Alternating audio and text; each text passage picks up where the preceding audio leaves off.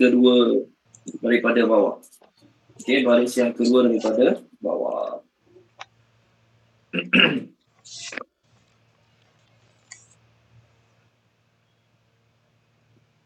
Okey, qiraat sikit. Bismillahirrahmanirrahim. Rabbi shrah li sadri wa yassir li amri wahlul 'uqdatam min lisani yafqahu qawli. Rabbi yassir wa la tu'assir wa tammim bil khair. Ya Fattah wa bika nasta'in. Subhanaka la ilma lana illa ma 'allamtana innaka antal alimul hakim. Allahumma anfa'na bima 'allamtana wa 'allimna ma yanfa'una wa zidna ilma walhamdulillahi rabbil alamin. Okey. Surah Al-Ma'arij, muka surat 568 ayat yang ke-8. Ayatnya berbunyi, Yauma takunus sama'u kalmuhl wa takunul jibalu kal'ih wa la yas'alu hamimun hamima.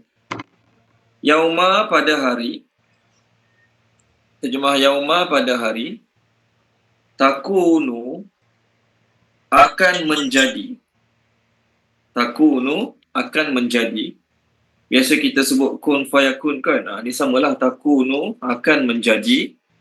Pada hari akan menjadi as-sama'u langit itu. As-sama'u langit itu. Okey, terjemah as-sama'u langit itu. Pada hari akan menjadi langit itu. Seperti al-muhl, luluhan perak. Okey. Al-muhli terjemah dia luluhan perak. Perak, silver, kalau kita bakar dia, macam mana dia akan menjadi? Dia akan jadi cair, dia akan jadi cair. Silver ke emas ke tembaga ke samalah kan? Kalau kita bakar dia, dia akan jadi cair. Dipanggil luluhan perak. Terjemah al-muh, luluhan perak. Wa dan takunu akan menjadi, al-jibal, gunung-gunung. Al-jibal, gunung-gunung. Seperti al-aihni, bulu-bulu binatang. Al-aihni, bulu-bulu binatang. Wool, terjemah wool. Wa dan la tidak. Yas'alu akan bertanya. Yas'alu akan bertanya. Hamimun, seorang teman pun. Hamimun, seorang teman pun. Untuk sahabat-sahabat yang baru masuk, kita muka surat 568 ayat yang ke-10. Bawah sekali. Hamimun, seorang teman pun. Hamima akan temannya. Hamima akan temannya. Okey. Teruskan lagi. Yubassarunahum, mereka melihat mereka. Yubassarunahum, mereka melihat mereka. Maksudnya kawan-kawan tengok kawan-kawan. Kita akan tengok kawan-kawan kita, kawan-kawan kita akan tengok kita. Yubassarunahum, mereka akan melihat mereka. Yawaddu, sangat ingin. Would desire, sangat ingin. Al-mujrimu, orang yang berdosa. Al-mujrimu, orang yang berdosa. Jikalau, okey. Yaftadi, dia dapat menebus dirinya. Yaftadi, dia dapat menebus dirinya. Min, daripada azab. Okey. Yauma idzin, pada hari itu. Yauma idzin, pada hari itu. Bi dengan banihi, anak-anaknya. Banihi, anak-anaknya. Wa dan sahibatihi, istrinya. Wa dan akhihi, adik-beradiknya. Wa dan fasilatihi, kaum kerabatnya. his kindred, kaum kerabatnya, allati yang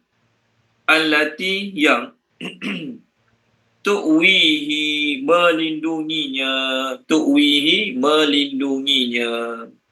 Okey, Puan Khairiah, tolong baca ayat kita sekarang. Berapa ayat ni? Ayat 8, 9, 10, 11, 12, 13. Patutnya satu lagi, tak apalah. Baca ayat tu dulu. Bismillah.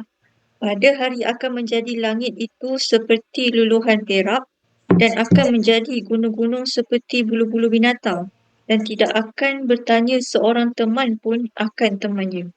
Mereka melihat mereka, sangat ingin orang yang berdosa jikalau dia dapat menebus dirinya daripada azab pada hari itu dengan anak-anaknya dan isterinya dan adik-beradiknya dan kaum kerabatnya yang melindunginya.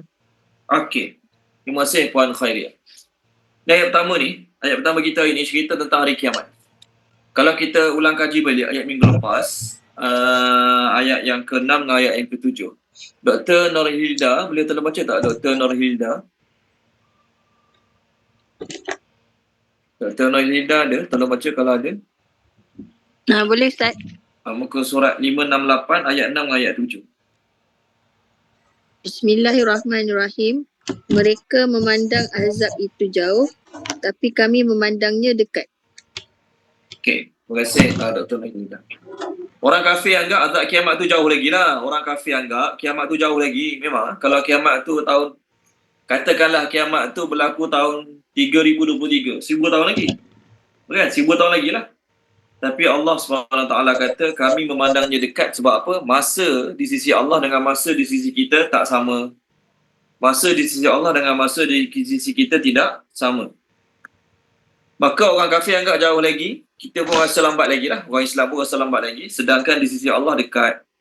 Apa akan terjadi bila berlaku hari kiamat nanti? Allah Ta'ala kata langit akan jadi seperti luluhan perak. Maksudnya perak ni, silver ke, emas ke, tembaga ke, samalah kan. Bila dibakar dia akan jadi cair. Maka langit tu pun sama.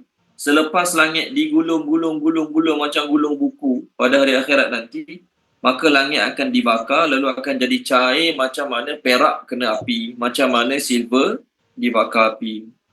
Kat mana langit? Kenapa Allah sebut langit dulu? Kerana langit merupakan makhluk Allah yang paling besar dilihat oleh mata manusia. Kita tak dapat tengok alam angkasa lepas tu, kita tak dapat tengok. Tapi yang kita nampak jelas, yang paling dekat dengan kita langit lah. Luas terbentang, duduk mana-mana nampak langit. Dan juga tak pernah berlaku seumur hidup kita, langit pecah ke, langit terbelah ke, langit runtuh, terjatuh, 2-3 keping, tak pernah berlaku. Sebab tu didahulukan langit berbanding gunung. Lepas ni gunung. Ayat lepas ni gunung. Walaupun gunung besar juga, gunung kukuh juga, gunung pun kita kata mantap, teguh juga. Tapi seumur hidup kita pernah melihat sama ada depan mata ke, kat video ke, gunung runtuh, gunung pecah, gunung diletupkan, gunung ditarah. Kita pernah tengok. Adapun langit, tak pernah berlaku sesuatu yang mencacatkan, tak pernah berlaku sesuatu yang mengurangkan saiz langit. Tak pernah berlaku. Jadi kiamat nanti Allah nak kata apa? Banyak ayat Quran bermula tentang langit. Contoh tolong baca dia boleh. Puan Izawani, tolong baca Puan Izawani. Muka surat 587. 587 ayat 1.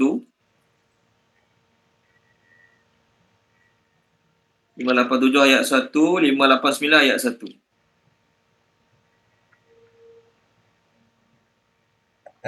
Surah Al-Infitar Ustaz? Ya, mula-mula Al-Fitar, lepas tu selang satu muka surat Al-Syiqaq pula. Surah Al-Infitar ayat 1. Auzubillahi Bismillahirrahmanirrahim. Apabila langit terbelah. Okey. Terus muka surat 589 pula. 589 ayat 1. Al-Insyiqaq. Apabila langit terbelah. Okey, muka surat 586 ayat 11. 586. Dan apabila langit dilenyapkan dari tempatnya. Okey, nampak? Terima kasih Puan Izzawan. Dalam Quran, bila Allah sebut tentang langit, Allah beritahu langit ni kukuh, tinggi, hebat, kuat. Allah meninggikan, Allah mengukuhkan, tak ada tiang, tak pernah ada retakan, tak pernah ada rompong, tak pernah ada rekahan. Kuat tak? Kuat kan? Walaupun umur langit tak tahulah berapa juta tahun dah umur dia, kita pun tak tahu. Saya pun tak pernah jumpa lagi lah. Berapa umur langit bumi Allah ciptakan, kita pun tak tahu. Tetapi tak pernah berlaku sebarang keretakan, kerosakan pada langit. Bila berlaku kiamat tadi, pecah, terbelah, hilang, lenyap. Bahkan langit akan digulung sebagaimana kertas digulung pada hari kiamat nanti. Dia kalau langit jadi sedemikian, kita manusia ni, duduklah kat tempat paling kukuh, duduklah kat mana lagi? Apa tempat yang orang putih buat dalam tanah tu? Apa perkataan dia? Orang putih buat penempatan dalam tanah ni. Maksudnya kalau berlaku bom ke apa ke, tetap selamat pada dalam tanah tu. Apa dia panggil orang putih buat tempat tu? Apa dia? Bunker. Bunker kan? Bunker. Bunker. Tak tahulah dah buat ke belum buat ke, tapi dalam movie banyak dah. Cerita-cerita macam tu. Okay? Dalam movie dah banyak lah kan. Buat bunker bawah tanah apa semua. Langit pun kena lipat macam lipat kertas je. Jadi bunker tak bunker, duduklah dalam rumah putih ke, rumah hitam ke, White House tak White House, semua habis binasa. Tengok page 331. Muka surat 331. Tolong baca Dr. Aziza boleh? 331. Ayat 104. 331 sekejap Ustaz. Ayat berapa Ustaz? 104. 104. A'udzubillahi minasyaitonirrajim. Iaitu pada hari kami gulung langit sebagai menggulung lembaran-lembaran kertas. Sebagaimana kami telah memulai penciptaan pertama, begitulah kami akan mengulanginya. Itulah suatu janji yang pasti kami tepati. Okey, terima kasih. Sikit sesungguhnya. Sesungguhnya kamilah yang akan melaksanakannya. Okey, terima kasih Dr. Aziz. Hari kiamat nanti Allah Ta'ala akan lipat gulung langit macam gulung kertas.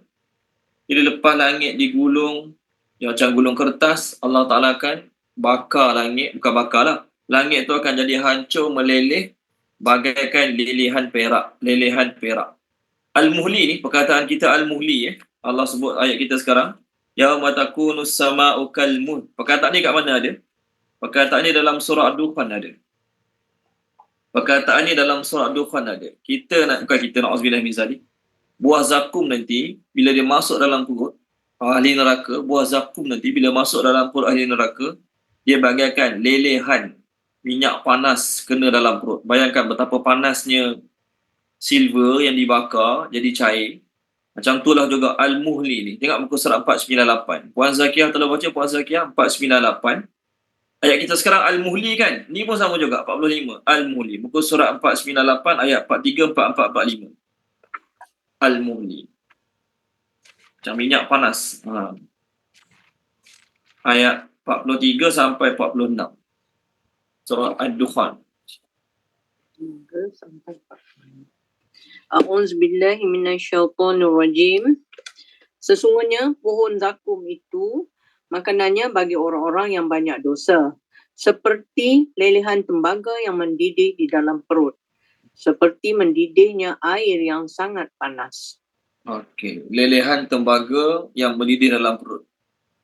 Terima kasih Puan Zakiyah. Jadi kalau dalam perut ni, tak payah kata lelehan tembaga, air panas yang sangat-sangat panas pun masuk dalam perut boleh rosak perut.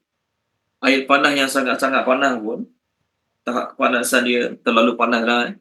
Masuk dalam perut boleh rosak perut. Apatah lagi ni, lelehan tembaga yang sangat panas masuk dalam perut. Na'udzubillah min zalik. Jadi perkataan sama, saya nak refer. Al-Muhli, samalah juga. Langit pun nanti akan jadi Al-Muhli. Okey, ni yang pertama. Allah Ta'ala nak gambarkan dalam ayat kita ni empat gambaran dahsyat hari kiamat. Pertama, langit jadi macam boiling water. Macam tembaga ataupun perak, luluhan perak yang mendidih.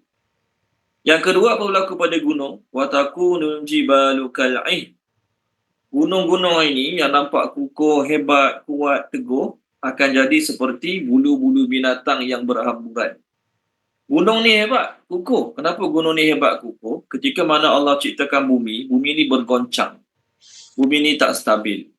Maka Allah Ta'ala telah menciptakan gunung sebagai mengukuhkan bumi ni agar dia tidak bergoncang. Tuan Haji Ishak telah baca boleh? Tuan Haji Ishak, page 269 ayat 15. 269 ayat 15. Ayat 15 Ustaz ya. Ayat 15. 269 sekejap Ustaz. Okey. Dan dia menancapkan gunung di bumi agar bumi itu tidak goncang bersama kamu. Dan dia menciptakan sungai-sungai dan jalan-jalan agar kamu mendapat petunjuk. Okey, terima kasih Tuan Haji Ishak. Di gunung ni kuat tak? Kuat lah. Gunung ni Allah Ta'ala buat, dia pasak bumi. Pasak. Perkataan sesuai pasak.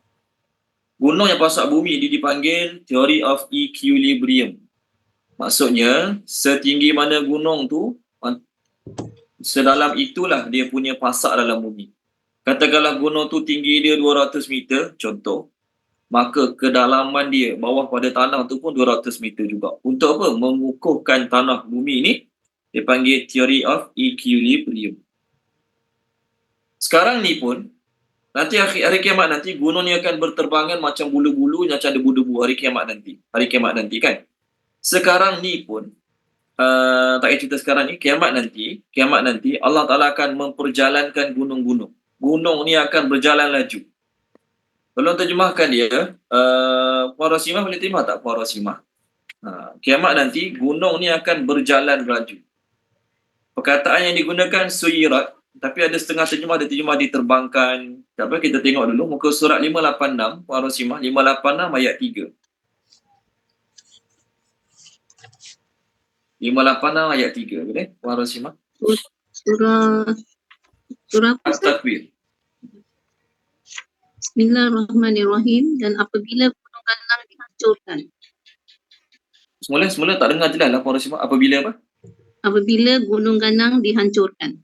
Okey, dihancurkan. Dihancurkan tu dipanggil kesudahan. Kesudahan daripada gunung tu diterbangkan. Apa betul terjemah kat sini? Wa idzal jibalu suyirat, and when mountains are made to pass away. Okey, terjemah macam tu lah. Sebenarnya suyirat dalam bahasa Arab diperjalankan. Suyirat diperjalankan. Ayat pertama surah Isra kan, subhanalladzi asra. Asra tu berjalan waktu malam. So suyirat, gunung tu diperjalankan. Apa? Puan Rosimah baca satu ayat lagi Puan Rosimah. Saya nak tengok apa terjemah dia. Surah Kahfi.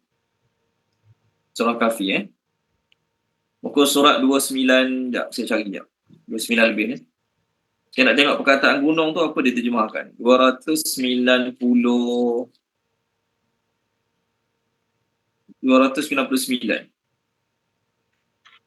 ayat 47. Boleh Puan Rosimah? 29 ayat 47. Bismillahirrahmanirrahim. Dan ingatlah pada hari ketika kami menerbangkan gunung ganang dan engkau akan melihat bumi itu rata dan kami kumpulkan mereka seluruh manusia dan kami tidak akan tinggalkan seorang pun daripada mereka. Okey. Terima kasih Puan Rosimah. Ini sama perkataan nusayiru, kami menerbangkan. Maksudnya gunung tu dia berjalan. Dia berjalan maksudnya dia tak ada tempat lah. Dia diterbangkan, dia digerakkan. Ni berlaku kiamat nanti. Hari kiamat nanti. Sekarang ni pun sebenarnya, walaupun kiamat belum berlaku, gunung ganang yang kita tengok macam statik, macam tak berubah, macam tak bergerak, hakikatnya gunung ganang sekarang bergerak. Cuma kita, oleh kerana pergerakannya terlalu perlahan, kita yang tengok pun tak nampak dia bergerak. Orang yang duduk atas gunung tu pun dia tak perasan yang gunung tu sedang bergerak. Tolong baca Puan Mai Zaitun. Puan Mai Zaitun tolong baca surah An-Naml. Surah An-Naml. Ayat ni menceritakan tentang teori of apa dia panggil continental drift. Dalam bahasa sains dipanggil continental drift. Muka surat 384 boleh? Puan Mai Zaitun 384 ayat 88. 384. Ya, ayat bawah sekali.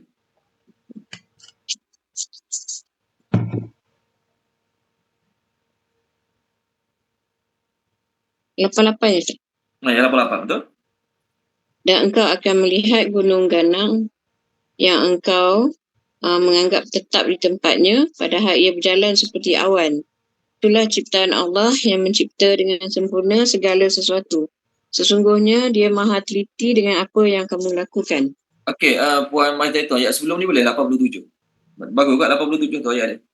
Dan ingatlah pada hari ketika sangkakala ditiup, maka terkejutlah apa yang ada di langit dan apa yang ada di bumi, kecuali sesiapa yang dikehendaki Allah. Dan mereka semua datang menghadapnya dengan merendah diri. Okey, terima kasih Puan Mai Zaitun. Ayat 87 cerita pasal suasana kiamat nanti. Sangkakala ditiup, semua akan terkejut. Dan semua orang akan terkejut tengok gunung berterbangan, gunung jadi macam bulu-bulu binatang, gunung jadi debu, lepas ni kita rifayat gunung jadi debu. Dan Allah kata, jangan terkejut sangat. Sebab sekarang ni pun, walaupun belum berlaku kiamat, sekarang ni pun, hari ni, walaupun belum berlaku kiamat, tetapi gunung-gunung tu pun sebenarnya sudah bergerak. Kamu je tak perasan sebab dia bergerak terlalu perlahan. Kamu tengok gunung, kamu sangka dia unmovable. Apa dia terima? Unmovable. Solid. Unmovable. Tak bergerak. Tapi Allah kata dia bergerak sebagaimana bergeraknya awan. Maka pengkaji-pengkaji, bila dia buat kajian, dia dapati gunung-gunung ni bergerak. Maka nama dia panggil continental drift. Kenapa gunung ni bergerak? Kenapa dia buat kajian gunung ni bergerak? Bila dia buat kajian, dia kata benua-benua yang ada atas muka bumi asalnya bersatu. Maka benua tu berpecah. Kenapa? Bila mereka kaji fosil ataupun tulang-tulang haiwan ke apa saja ke yang ada kat sebuah benua, dan dia tengok benua sebelahnya, dia dapati fosil haiwan yang ada kat benua A dengan benua B sama. Maknanya, dulu benua A dengan benua B ni adalah bersebelahan, kemudian dia berpecah, bergerak. Itu satu. Yang kedua dia kata, di lapisan kerak bumi ni, ada ada haba yang sangat panas yang telah menyebabkan permukaan tanah kita ni sebenarnya sedang mengalami gelombang. Macam kita masak air panas, mula-mula okey je, tapi bila air tu dah panas, dia menggelegak. Air tu menggelegak. Jadi permukaan bumi kita ni sebenarnya seolah-olah menggelegak. Jadi gelegak tu menyebabkan benua-benua ni sebenarnya bergerak. Benua-benua ni sebenarnya bergerak. Okey, ni yang kedua. Yang ketiga, dia panggil apa satu lagi, dia panggil magnetic pole, tak silap saya. Dia panggil, apa kan magnetic pole, apa dia panggil? Ada, aku lupa dah perkataan dia. Sebab tu, kita tengok. Ya, Puan Mai Zaitun apa dia? Magnetic pole. Betul, magnetic pole, betul ke? Tarikan magnet. Ya, tarikan magnet. Sentiasa berubah-ubah. Magnetic pole betul kan? Puan Mai Zaitun? Ke salah saya sebut tu? Rasanya betul lah. Okay. InsyaAllah. InsyaAllah betul lah. Kalau tak betul nanti Google balik lah. Magnetic pole sebenarnya sentiasa berubah-ubah. Kerana apa? Kedudukan benua yang berubah-ubah. Jadi gunung yang kita nampak statik tak bergerak, hakikatnya dia sedang bergerak. Sebab tu kalau kita tengok, kadang-kadang banyak surau-surau yang arah kiblatnya sekarang dah nampak lari kan. Arah kiblatnya nampak lari. Wahai dulu masa dia orang buat surau, buat masjid, dia orang tak cek ke arah kiblat, dia orang cek. Tapi sekarang lari. Kenapa lari? Kerana perubahan-perubahan tersebut. Jadi Allah nak beritahu, sekarang sebenarnya gunung tu dah bergerak. Siapa buat dia bergerak? Allah buat dia bergerak. Ayat 88 tadi. Made by Allah. Allah yang buat gunung tu bergerak sekarang. So sebagaimana sekarang Allah mampu buat gunung-gunung tu bergerak, akhirat nanti, kiamat nanti, Allah tak mampu ke buat bergerak tinggi lagi? Okay. Tadi Puan Rosimah dah baca terbangkan gunung. Gunung tadi Allah Ta'ala terbangkan. Ayat kita sekarang, gunung jadi macam bulu-bulu haiwan. Ayat kita sekarang ni sama macam ayat dalam surah Al-Qari'ah. Puan Maisarah telah baca balik surah Al-Qari'ah. Muka surat 600 ayat 5. Ayat 4 dengan ayat 5. Ayat 4 dengan ayat 5. Boleh Puan Maisarah? 600.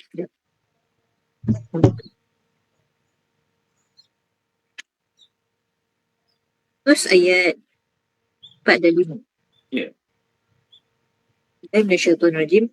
Pada hari itu itu manusia seperti kupu-kupu yang berterbangan. 5. Dan gunung-gunung seperti bulu yang dihambur-hamburkan.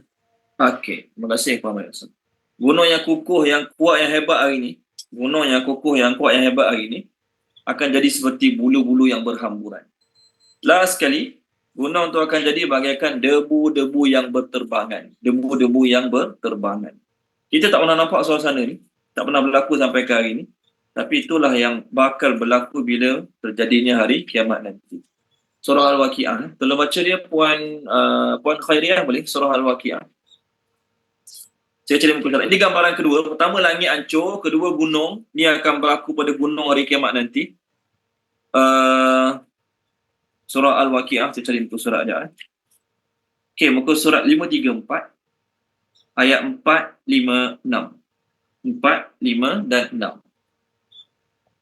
Bismillah. Apabila bumi digoncangkan sedahsyat-dahsyatnya dan gunung ganang luluhkan sehancur-hancurnya, maka jadilah ia debu yang berterbangan. Okey, terima kasih Puan Khairi. Di gunung diterbangkan, dihancurkan jadi macam bulu-bulu haiwan. Last sekali gunung jadi macam debu-debu yang berterbangan. Tak ada. Di gunung yang hebat kuat tu pun jadi rata. Oleh kerana gunung jadi rata, maka kita bangkit pada hari akhirat nanti, kita akan berada di padang mahsyar yang tidak ada langsung tanah rendah, tidak ada langsung tanah tinggi. Hari kiamat nanti, kita akan berada kat satu tempat yang tidak ada langsung tanah rendah, tidak ada langsung tanah tinggi, bahkan dalam hadis kata, bagaikan cakra. Maksudnya permukaan pada masyarakat akhirat nanti bagaikan cakra. Maksud cakra apa? Tidak ada langsung sebarang tanda. Tanah rata warna putih, tidak ada langsung sebarang tanda. Tak ada kata ada tempat tinggi sikit, ada tempat tenggelam sikit. Tak ada. Rata serata-ratanya. Dr. Nohilda tolong baca boleh? Dr. Nohilda, muka surat 319. 319 ayat yang ke 105, 106, 107. 105, 106, 107.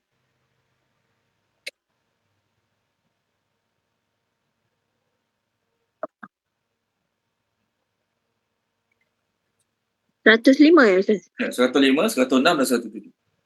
Bismillahirrahmanirrahim.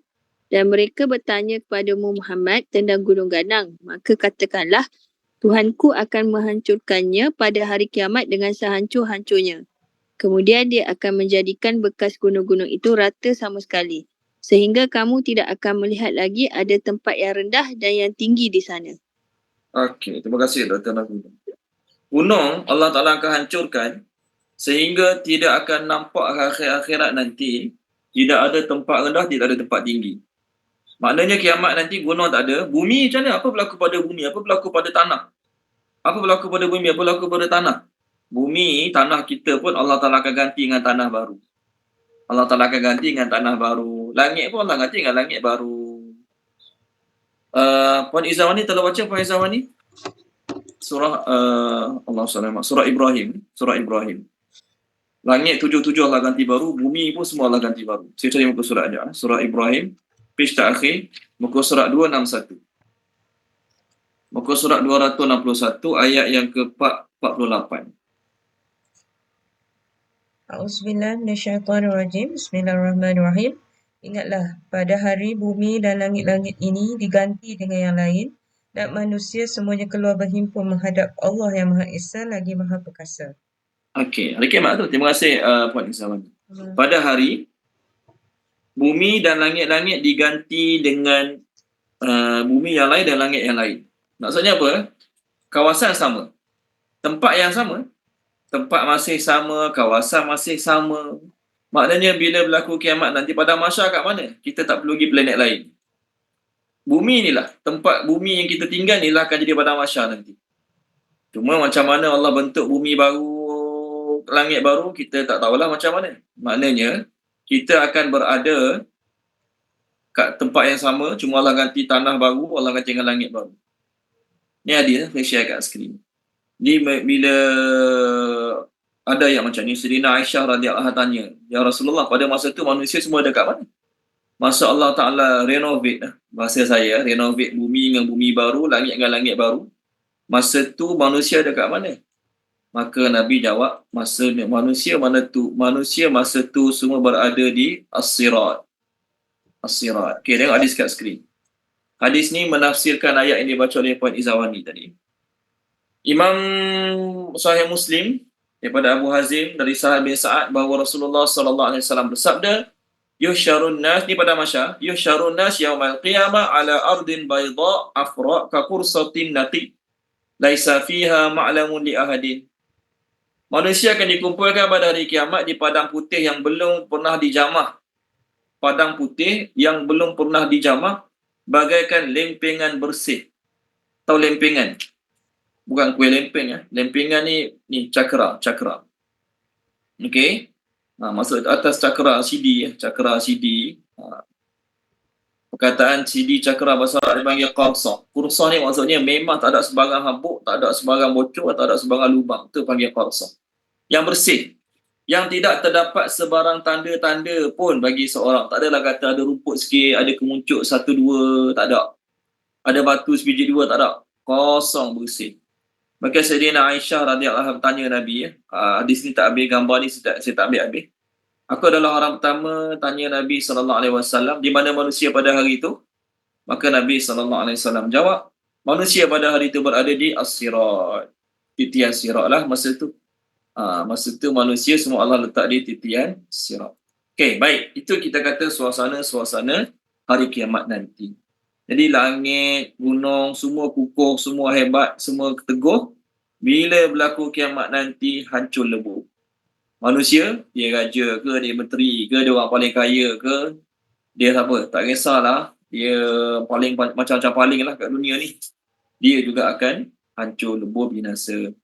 Yang kedua, suasana pertama langit hancur, suasana kedua gunung-gunung hancur. Suasana ketiga, kita dah terjemah tadi. Pada hari tersebut, kawan baik akan tengok kawan baik. Kawan baik tidak akan bertanya tentang kawan baik. Kat dunia kalau kita terjumpa, ternampak kawan baik, masa belajar dulu, lepas 20 tahun terjumpa balik, mesti akan bertegur siapa? Awak ni kan? Awak ni kan? Sekarang kerja kat mana? Anak berapa orang? Cucu berapa orang? Contoh. Sekarang duduk kat mana? Jadi kita bila berjumpa kawan baik, Hamim ni kawan baik ya. Bila berjumpa kawan baik, bertemu kawan baik, tak mungkin tidak akan bertegur siapa dan tidak mungkin tidak akan bertanya khabar. Cepat macam mana sekalipun mesti akan jumpa, apa khabar, sihat, saya nak cepat ni, nanti kita sembang lagi. Contohlah, saya nak cepat ada kelas, jumpa kawan lama. Saya nak cepat ada kelas, jumpa kawan lama. Saya mesti akan tegur juga, Assalamualaikum, Kesalam, sihat, dekat mana sekarang? Okey, nanti kita sembang lagi. Sebab apa? Kawan baik. Betul kan? Kalau kawan tapi tak rapat sangat, jumpa mungkin kita buat tak tahu, dia buat tak tahu. Normal lah tu. Ni kawan baik ni. Dulu 5 tahun, 6 tahun belajar sekali, duduk sebilik, satu asrama, sama tempat kerja ke, contoh. Dia bila berjumpa, mesti akan bertanya. Tapi suasana dahsyat ke akhirat, bangkit ke akhirat, masing-masing bangkit ke akhirat, tengok kawan baik, tengok kawan lama, tengok bos lama, tengok staff lama. Okey, tengok jiran lama. Masa tu kita tengok dia kenal, dia tengok kita, dia pun kenal. Masing-masing kenal. Tapi masa tu suasana pada hari akhirat, tidak ada siapa nak tanya siapa-siapa. Tak adalah pada masa tu tengok-tengok, Assalamualaikum, sihat? Okey, dia pun jawab, sihat. Awak sihat pula? Tak ada. Masing-masing tidak akan bertanya masing-masing. Kami ni kawan baik, tidak ada seorang pun kawan baik yang akan bertanya tentang kawan baik dia ke akhirat nanti. Masing-masing nampak. Saya nampak dia nampak saya, kawan sekelas dulu, rakan sekerja dulu. Tapi suasana dahsyat, masing-masing tidak akan tegur siapa-siapa. Kita kadang-kadang di mana-mana, contohlah, kita berseorangan, di mana-mana atas satu sebab tujuan. Tengok-tengok terjumpa kawan lama. Masa tu dia punya sembang dia, banyak benda nak sembang. Lama nak sembang. Waktu kadang-kadang berjalan dengan pasangan, suami jalan dengan isteri, tiba-tiba suami jumpa kawan lama. Isteri monyok je tunggu. Sebab apa? Suami dia borak dengan kawan lama, sampai lupa isteri dia tunggu dalam kereta. Contoh, isteri pun sama juga. Jumpa kawan lama, suami kena tunggu lama. Contoh. Kerana apa? Bila berjumpa kawan lama, banyak benda nak cerita, banyak benda nak tanya. Sebab tu bila buat perjumpaan kawan-kawan lama sekolah, alumni ke apa ke, panjang cerita nak cerita. Contoh. Kerana apa? Bila kawan baik berjumpa, bertemu, banyak soalan dia. Balik raya sudah. Contoh balik raya. Jumpa jiran lama, jumpa kawan sekolah lama, balik raya kan. Panjang ceritanya. Tapi akhirat nanti Allah kata, tidak ada seorang kawan pun akan tanya kawan yang lain. Okey. Ayat yang seterusnya, ayat 11, Allah kata apa? Mereka saling melihat mereka. Bukan tak kenal, kenal lah. Kalau orang kita tak kenal ataupun orang yang kita tak ingat tak ingat. Ini kawan aku ke bukan? Dia ni ya ke kawan aku? Tak apalah, tak tegur. Ni tak, mereka tengok mereka. Yubassaru ni, perkataan yubassaru berasal pada perkataan absara. Yubassaru nahum ni dia berasal pada perkataan absara. Absara ni, orang putih panggil apa? Observe. Maksudnya kita tengok atas bawah, kita tahu dia kawan kita. Tengok atas sampai bawah, kita tahu dia kawan kita. Kadang-kadang kita kerana terlalu rapat dengan seseorang, kita kadang-kadang terlalu rapat dengan seseorang. Tak perlu tengok muka pun. Tengok cara berjalan pada jauh dah kita tahu. Dia ni kawan aku ni. Tengok cara berjalan daripada belakang dah tahu. Ni kawan aku ni. Kerana terlalu lama duduk dengan dia. Dengar suara batuk tahu tak? Ni batuk kawan aku ni. Kerana terlalu rapat, terlalu biasa lama bersama. Ke akhirat nanti Allah kata, Allah akan buat mereka saling tengok satu sama lain. Kita tengok kawan baik tengok kita. Tetapi masing-masing tak ada masa, tak ada fikir, tak ada niat pun nak bertegur siapa. Okey, ni suasana yang ketiga. Hari kiamat nanti. Suasana yang keempat, pada hari itu orang berdosa ingin menebus diri dia untuk menyelamatkan diri dia daripada azab Allah Subhanahu Wa Taala dengan apa? Anak. Biasa kat dunia ni, orang biasanya kita tengok filem ke ataupun realiti perkara sebenar pun sama juga. Orang colek anak sebab nak harta. Betul kan? Orang jahat dia colek anak sebab dia nak harta. Jadi oleh kerana orang tu anak dia kena colek, orang jahat tu tahu dia ada 1 juta, orang jahat minta 1 juta, dia bagi 1 juta. Janji anak dia selamat, anak dia dapat balik. Kat dunia ni, manusia sayangkan anak, sanggup habiskan harta benda untuk anak. Tapi kat akhirat nanti, suasana sangat-sangat dahsyat. Manusia sanggup bagi anak. Ambillah anak aku, ambillah isteri aku, ambillah adik-beradik aku, janji aku selamat. Ni kita panggil apa? Tak tahu kalau kat dunia ni. Pertama, manusia akan sanggup gadaikan apa saja harta dia kat akhirat. Tolong terjemahkan dia. Puan Zakiah, terjemahkan boleh Puan Zakiah. Muka surat 61 ayat bawah sekali. Page 61 ayat bawah sekali. Ayat 90 berapa dah? Ayat 91. 91. Boleh terjemahkan? A'udzubillahi minasyaitonirrajim. Sesungguhnya orang-orang yang kafir dan mati dalam kekafiran tidak akan diterima tebusan daripada seseorang di antara mereka walaupun berupa emas penuh bumi sekiranya dia hendak menebus diri dengannya. Mereka itulah orang-orang yang mendapat azab yang pedih dan tidak memperoleh penolong. Terima kasih Puan Zakiah. Orang paling kaya ni. Ni jutawan nombor 1 dunia ni. Tak ada pun orang macam ni sebenarnya. Tak ada pun jutawan dunia ini yang memiliki emas penuh bumi. Tak ada pun. Tidak pernah dan tidak akan ada. Tidak pernah dan tidak akan ada orang yang paling kaya kat dunia sampai tahap dia memiliki emas penuh bumi. Kan? Tak ada pun. Tak mungkin lah. Tapi katakanlah ada. Memang betul ada lah. Dia ni ada memiliki emas penuh bumi. Kat akhirat nanti dia akan sanggup bagi semua emas dia. Ambillah semua emas aku ni. Aku tak nak pun. Yang penting aku selamat. Yang penting aku selamat. Jadi Allah nak beritahu, pertama mustahil manusia memiliki emas penuh bumi. Dan kalaulah dia memiliki emas penuh bumi pun, mustahil dia dapat tebus diri dia dengan emas sebanyak jumlah tersebut. Dr. Azizah, kena baca boleh Dr. Azizah? Muka surat 113, ayat bawah sekali. Sama juga macam ayat yang Puan Zakiah baca tadi. Cuma ayat bawah sekali, ayat 36 tu dia 2 kali bumi. 2 kali ganda. 113. Ya, 113. Ayat berapa? Ayat 36, bawah sekali. Auzubillahi minasyaitonirrajim.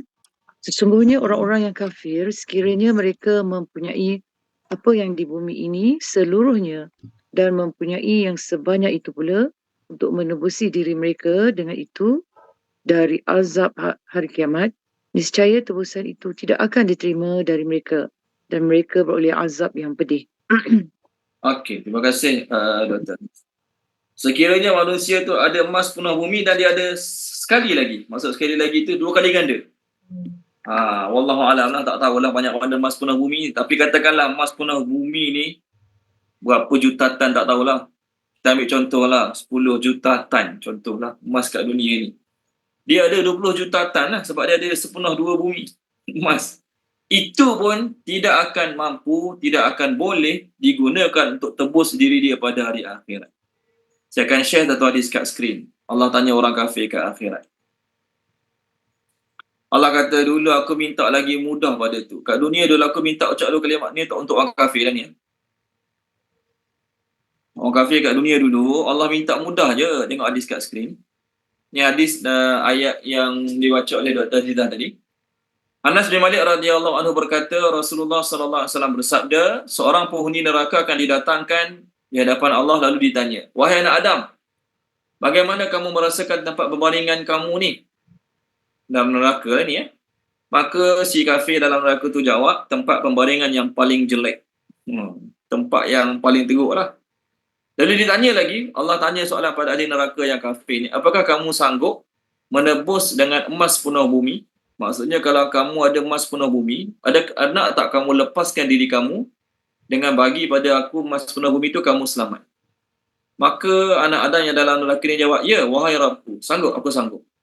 Kemudian Allah Ta'ala kata, kamu tipu. Dulu kat dunia aku minta kepadamu yang lebih mudah daripada tu. Aku minta kepada kamu kat dunia dulu, Allah tak suruh pun kita spend harta satu dunia. Kita ada 10 kilo emas pun Allah tak suruh kita bagi 10 kilo emas di jalan Allah. Kita kena bayar zakat 2.5% dia daripada nilai emas kita. Maknanya kalau kita ada 40 kilo emas, kita baru kena bayar zakat sekilo. 39 kilo lagi gunalah nak buat apa pun. Kat dunia ni Allah minta. Tapi orang kafir kat akhirat nanti, kalaulah dia ada emas penuh bumi, dia akan sanggup gadaikan semua untuk selamatkan diri dia. Maka Allah kata, kat dunia dulu aku minta kamu mudah lagi pada tu. Bukan minta bukan minta sepenuh bumi emas. 1/40 je daripada emas yang kamu ada, aku minta untuk kamu spend sebagai tunai zakat yang diwajibkan kepada manusia. Tu je. Itu pun kamu tak ada nak buat. Tiba-tiba bila dah pergi akhirat, tahu yang emas tu tak ada nilai, harta benda tak ada nilai, sanggup bagi semua. Okay? Ni yang kafir kat akhirat. Ayat sekarang, ini saya cerita ayat lain ni, sanggup bagi emas untuk selamatkan diri kat akhirat. Ayat kita sekarang, bukan bagi emas tau. Bagi apa? Bagi anak. Masya Allah. Kat dunia ni, orang sanggup gadai segala-gala harta untuk anak. Contoh na'udzubillah min zalik, Allah uji anak dia sakit. Mula-mula dia korek tabung haji, masih lagi tak sembuh anak dia, dia keluarkan ASB pula. Dia jual segala perhiasan dia. Ada emas-emas, perhiasan dia, isteri dia semua dia jual. Ada gold bar, bukan perhiasan punya, pun dia jual juga. Biarlah bergadai, janji anak dia sembuh. Dia sanggup buat apa saja untuk anak dia sembuh. Kasih sayang mak ayah atas muka bumi ni kan. Tapi kat akhirat nanti, punya teruk ayah-ayah dan mak-mak ni, orang kafir termasuk, orang Islam pun termasuk lah ni yang Islam yang jahat banyak buat dosa ni. Sebab ayat kita sekarang, Allah tak kata orang kafir, ayat kita sekarang, Allah tak kata orang kafir. Allah kata apa?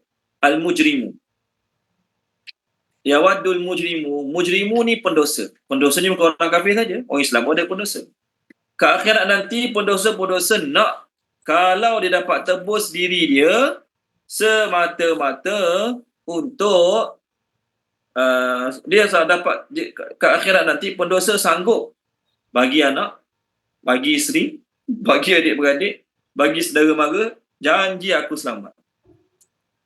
Kat dunia kalau orang macam ni, dia panggil apa? Pentingkan diri sendiri kan, selfish. Kat dunia kalau orang buat macam tu, dia kata pentingkan diri sendirilah. Satu dunia akan kecam dia, satu dunia akan kutuk perbuatan dia. Sanggup gadaikan anak, sanggup bagi isteri, sanggup bagi adik-beradik, janji dia selamat.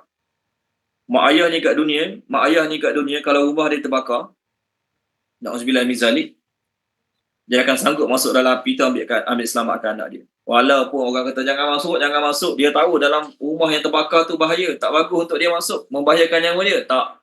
Anak aku ada dalam rumah tu, aku masuk. Ayah ni tak pandai berenang, anak dia lemas. Kat dunia ni, ayah tak pandai berenang, anak dia lemas. Terjun juga, janji dia tak sanggup tengok anak dia mati lemas seorang-seorang. Dia mati sekali pun tak apa. Ni berlaku kat mana-mana air terjun, mana-mana pantai berlaku. Sebab apa kasih sayang? Normal lah kasih sayang. Okey. Tak ada ayah dia tengok anak dia melemah, biarlah takdir, redha je lah. Tak, ayah ni tak pandai berenang pun terjun sama, selamatkan anak dia.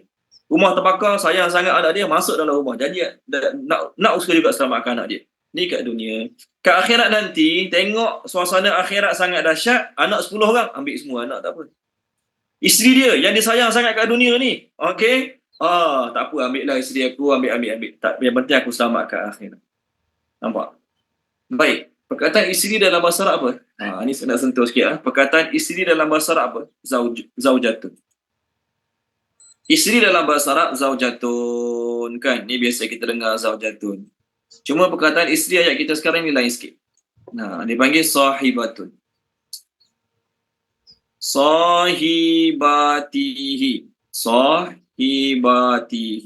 Perkataan isteri sekarang sahibatihi. Jadi sahibatihi ni digunakan untuk isteri. Kenapa? Allah nak bagi tahu, bila seorang tu ada isteri, bila seseorang tu ada suami, isteri dialah, suami dialah sahabat dia. Sad, ha dan ba. Isteri dia sahabat dia banyak masa borak dengan isteri, banyak masa makan dengan isteri, banyak masa berjalan dengan isteri. Balik kerja terus jumpa sahabat, borak, bincang, duduk dengan sahabat. Tu baru nama isteri. Kalau dia ada isteri, dia ada suami tapi dia lagi suka duduk kedai mamak. Borak kawan-kawan. Okey, borak lama-lama. Tiap-tiap malam lepas solat isyak, kena duduk 2-3 jam kat kedai mamak. Esok pagi duduk lagi 2-3 jam kedai mamak dengan kawan-kawan. Hidup dia lagi selesa, hidup dia lagi seronok, hidup dia lagi gembira dengan kawan-kawan banding dengan isteri dia. Maksudnya kena check lah siapa masalah. Dia masalah ke, isteri dia masalah ke, dia ada kekurangan ke, isteri dia ada kekurangan, kena check, kena baiki. Sepatutnya seseorang yang ada isteri dia lah sahabat dia. Dia nak mengadu ke, nak ngumpat ke, nak mengata orang ke, dia akan duduk dengan isteri dia. Dia lagi suka duduk dengan isteri dia. Dia lagi suka banyak masa dengan isteri dia sebab isteri adalah sahibatihi. Itu penting dalam rumah tangga. Isteri adalah sahabat, suami adalah sahabat. Sebelum orang lain tahu masalah kita, isteri kena tahu dulu masalah kita. Sebelum orang lain tahu masalah kita, suami tahu dulu masalah kita. Okey, baik, itu tajuk dua lah sebenarnya.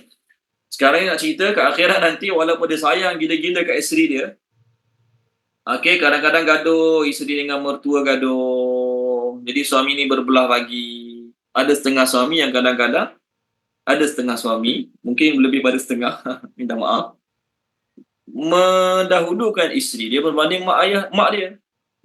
Sepatutnya dia kena menangkan mak dia lah terhadap isteri dia. Okey. Tapi kerana sayang isteri, dia memenangkan isteri dia berbanding dengan mak dia. Tapi dalam bab nafkah, minta maaf, dalam bab nafkah, suami kena dahulukan isteri banding dengan mak. Suami tu ada RM10 dalam beg duit dia. Okey, mak dia nak duit, isteri dia pun nak duit. Mak dia lapar, isteri dia pun lapar juga. Dia ada RM10 ni, tak ada duit lain. Maka siapa yang suami tu kena dahulukan? Isteri dia, baru mak dia. Okey, siapa yang suami tu kena dahulukan? Isteri dia, baru mak dia. Dalam bab nafkah sahaja. Adapun dalam bab benda lain, suami kena dahulukan mak. Maksudnya contoh, hari Ahad ni, isteri ajak pergi pantai, Port Dickson. Dia dah setuju lah. Nak pergi bawa isteri pergi Port Dickson, mandi pantai. Mak balik suruh mesti rumput. Contohlah. Tu bukan bab nafkah tu. Dalam bab tu kena dengar cakap mak dahulu banding dengan isteri. Okey, baik. Ke akhirat nanti mak ke, ayah ke, isteri ke, anak ke, semua dia sanggup apa dia panggil? Gadai lah. Semua sanggup gadai, semua dia sanggup lepaskan janji aku selamat. Janji aku selamat ke akhirat nanti.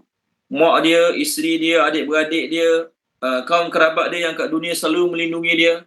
Dalam hidup kita ni, selain mak ayah, adik-beradik, anak, kita ada saudara, pak saudara, anak saudara, mak saudara yang biasa tolong kita bila kita dalam masalah kat dunia ni. Tapi kat akhirat nanti, tak. Semua tu dia sanggup korbankan, semua tu dia sanggup gadaikan janji dia selamat pada hari akhirat nanti. Kenapa ya? Kerana dahsyat suasana. Suasana sangat dahsyat, orang sanggup korbankan siapa sahaja dan apa sahaja janji aku selamat. Biarlah aku masuk syurga seorang-seorang pun, biarlah semua anak bini aku, adik-beradik aku, mak ayah aku dalam neraka, tak apa. Janji aku tak kena masuk neraka. Semua orang fikir macam tu kat akhirat. Tak adalah kat akhirat nanti, aku tak sanggup ni.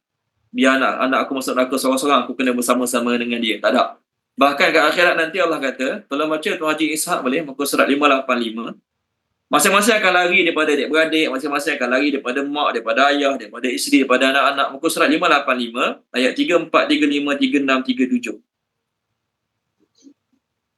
Pada hari itu manusia lari dari saudaranya dan dari ibu dan bapanya dan dari isteri dan anak-anaknya. Setiap orang dari mereka pada hari itu mempunyai urusan yang menyibukkannya. Pada hari itu ada wajah-wajah yang berseri-seri. Okey, terima kasih Tuan Haji Ishaq. Masing-masing lari. Tak nak selamatkan mak, tak nak selamatkan anak, tak nak selamatkan ayah, tak nak selamatkan isteri.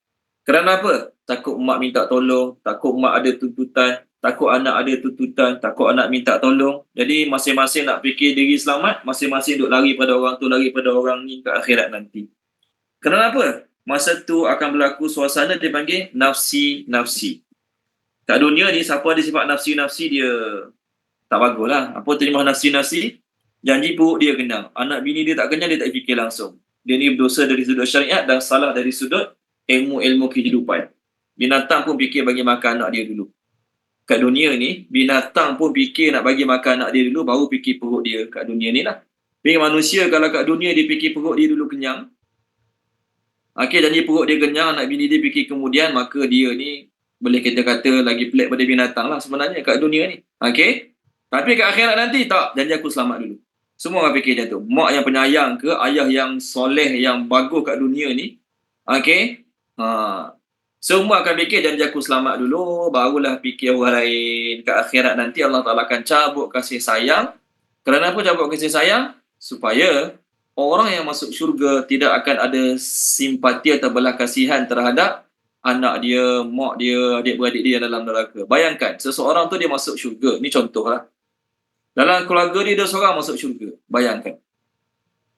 Adik dia masuk neraka, mak dia masuk neraka, isteri dia masuk neraka, anak dia masuk neraka. Dan kalau kat akhirat nanti masih ada belas kasihan dalam diri dia, agak-agak dia enjoy tak dalam syurga?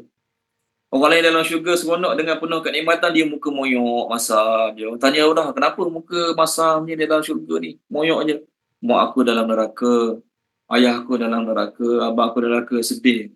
Patut ke aku enjoy macam ni, ayah aku dalam neraka? Tak ada. Suasana tu kat dunia mungkin. Mak dia kat hospital, dia sibuk puluh kilir, main golf dan sebagainya. Tu memang anak yang pelik lah. Contoh kat dunia ni. Kat akhirat tak ada. Siapa yang masuk syurga, Allah Ta'ala akan cabut belas kasih sayang, belas ihsan kasih sayang daripada hati dia. Kat dunia ni mak ayah, ni bagus ni, saya jumpa gambar ni, sangat baik gambar ni kan. Ibu-ibu lebih memahami gambar ni. Tengok kat skrin. Masya Allah. Ayah pun sama juga. Cuma tak ada orang buat gambar ayah. Ayah pun lebih kurang juga sebenarnya. Mak dia kat apa? Saya tak suka makan kek. Walhal janji anak dia dapat. Dia tak makan pun tak apa. Ni mak. Ayah lebih kurang juga. Betul Tuan Haji Ishaq. Ayah pun sama dengan Tuan Haji Ishaq kan? Tuan Haji Ishaq kena sokong saya malam ni. Kita dua orang je ayah. Betul Ustaz. Ayah sama juga. Cuma tak ada orang nak rajin buat macam ni untuk ayah. Tapi mak ayah sama. Janji anak cukup makan dulu. Barulah ayah mak ni fikir apa nak makan. Ni normal semua orang. Orang kafir ke, orang Islam ke akan buat benda yang sama kat muka bumi ni. Kat akhirat, tak ada janji aku selamat dulu. Anak aku ke, siapa yang aku sayang ke, anak kecil lagi ke, tak ada. Yang penting aku selamat dulu. Kerana apa ni? Kerana suasana yang sangat-sangat dahsyat pada hari akhirat. Baik, seterusnya. Ayat 14. Patutnya ayat 14 ni diterjemahkan sekali tadi. Patutnya ayat 14 tadi. Cuma tertinggal. Sama ayat 14. Wa dan man, siapa saja. Gambar tadi tu. Siapa jadi mak baru dia faham gambar tadi kan. Selagi kita tak jadi mak masa kecil-kecil dulu, kita tak faham. Dah jadi mak barulah faham. Oh, patut mak aku cakap dulu tak suka makan ni. Rupanya tak cukup masa tu. Betul kan? Masa kita kecil dulu, minta dengan ayah, nak tu, nak ni, ayah tak sok. Ayah kita semua jawab, nanti dulu nanti dulu ya, nanti dulu. Kita dalam hati, nanti dulu semua. Anak orang lain minta dapat je, kita nak je, nanti dulu. Kita dah jadi ayah baru tahu. Patut pun aku cakap nanti dulu. Rupanya duit tak cukup, banyak benda penting lagi kan. Baik, sambung ayat baru, ayat 14. Wa dan man, siapa saja fil ardi bumi jami'an, kesemuanya. Okey, jami'an kesemuanya. Summa kemudian, okey, summa kemudian yunjihi yang dapat menyelamatkannya. Yunjihi yang dapat menyelamatkannya. Tolong terjemahkan dia. Puan Rosimah terjemahkan boleh? Puan Rosimah satu ayat je. Ayat 14 Ustaz. Ayat 14 je, satu ayat je. Dan orang-orang di bumi seluruhnya kemudian mengharapkan tebusan itu dapat menyelamatkannya. Kat dunia ni dia ada pekerja terbaik, dia ada pembantu rumah terbaik. Siapa lagi kat dunia ni? Kawan baik yang tolong dia, yang tolong naikkan dia, yang bantu dia masa dia susah kat dunia ni. Bisnes dia hampir nak jatuh, nak lingkup, ada seorang tolong dia. Sampai bisnes dia naik balik. Baik tak kawan tu? Baik lah. Kat akhirat nanti, kawan tu pun dia sanggup gadai. Kawan tu pun dia sanggup jual. Kat akhirat nanti. Janji aku selamat. Betapa pentingkan diri sendiri kita kat akhirat nanti. Sebab tu kat akhirat nanti, dipanggil suasana nafsi-nafsi. Apa makna nafsi-nafsi? Diri aku je. Ni dipanggil kat akhirat nanti, nun, fa, sin, ya. Nafsi-nafsi. Apa maksud nafsi-nafsi? Janji diri aku selamat, janji diri aku selamat. Terjemah nafsi-nafsi ni, diriku. Kat dunia, kat akhirat nanti. Kat dunia ni, semua orang akan fikir, macam mana aku nak selamat, macam mana aku nak berjaya dunia, berjaya akhirat, macam mana anak aku pun, isteri aku, cucu-cucu aku pun sama, aku nak berjaya dunia, berjaya akhirat. Okey, jadi ayah-ayah ni dah habis kerja, dah habis bayar rumah, dah habis bayar kereta, tengok anak struggle dalam kehidupan, masih lagi bantu anak beli rumah, bantu anak dapatkan kereta, bantu anak kahwin, kan? Anak yang nak kahwin, ayah yang kena duit banyak, contoh. Patutnya orang zaman dulu anak nak kahwin pandai-pandai dah dipikir sendiri, contoh. Kat dunia masing-masing, semua kita ada sifat nak bantu orang, nak tolong orang, simpati kat orang. Adik-beradik ke, anak isteri memang nombor satu lah anak isteri ni. Tapi selain anak isteri, kawan-kawan, kita tak sanggup tengok mereka susah, jadi kita akan korbankan sebahagian harta, jiwa, tenaga untuk orang yang kita nak bantu. Kat akhirat tak ada. Kat akhirat, siapa saja kita, semua akan fikir nafsi-nafsi. Apa maksud nafsi-nafsi? Janji aku selamat, janji aku selamat. Janji aku selamat, janji aku selamat. Ni, sifat pentingkan diri sendiri ni akan berlaku pada semua kita pada hari akhirat kelak. Okey, baik. Seterusnya, ayat 14 dah selesai, sekarang ayat 15 pula. Kalla sekali-kali tidak. Kalla sekali-kali tidak, ataupun sekali-kali jangan, dua-dua boleh. Innaha sesungguhnya ia neraka tu. Innaha sesungguhnya ia neraka. Lazar ni terjemah dia menyala-nyala, terjemah dia bergejolak. Lazar, api naik. Okey, lazar. Naza'ata yang dapat mencabut. Naza'ata yang dapat mencabut. Okey. Orang mati sebut nazak kan. Kenapa nawa dia nak tercabut? Nazak. Tu naza'ah tak ada sabdu. Ni naza'ah yang betul-betul dapat cabut. Naza'ah yang betul-betul dapat cabut. Li bagi asyawa, kulit kepala. Asyawa, kulit kepala. Okey. Naza'atan li syawa yang betul-betul dapat mencabut kulit kepala. Tad'u, ia memanggil. Maksudnya api neraka tu, tad'u, ia memanggil. Man, orang yang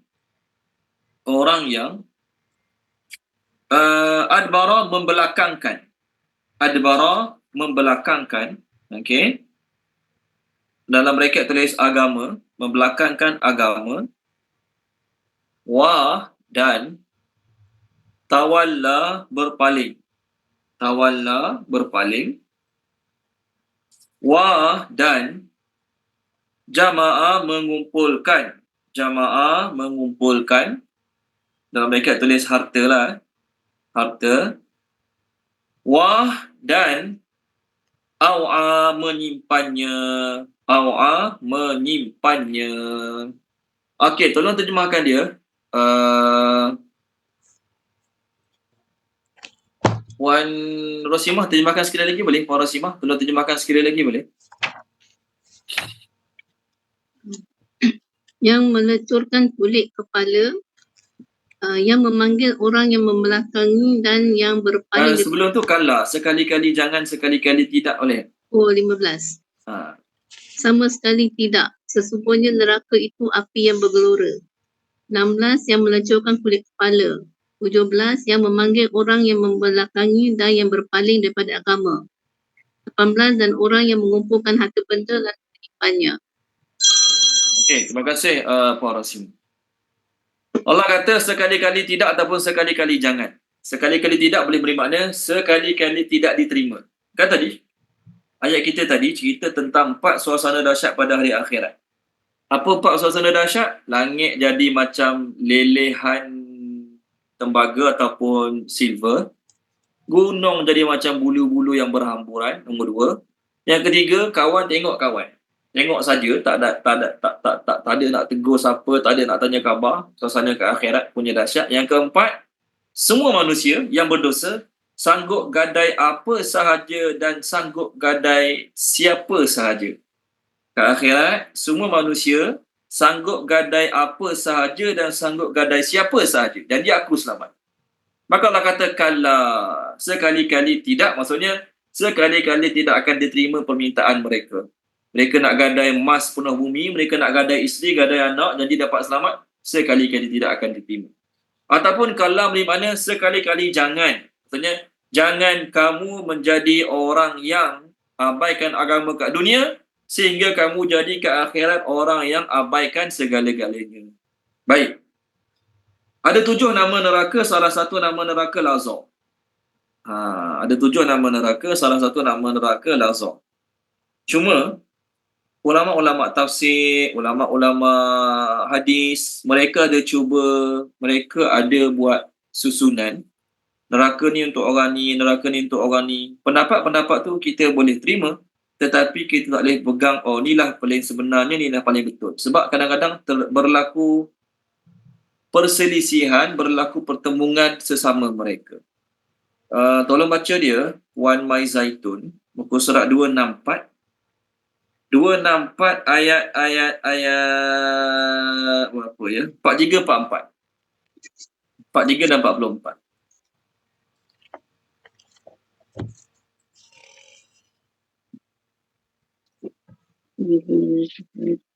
Tak 3 kan? Dan sesungguhnya neraka Jahannam itu benar-benar tempat yang telah dijanjikan untuk mereka, iaitu pengikut syaitan semuanya. Neraka Jahannam itu mempunyai 7 pintu. Setiap pintu telah ditetapkan untuk golongan tertentu daripada mereka. Okey, terima kasih Puan Mai Zaitun. Neraka ada 7. Setiap pintu ditentukan setiap golongan di kalangan mereka. Tengok kat skrin. Ni dalam The Great Quran.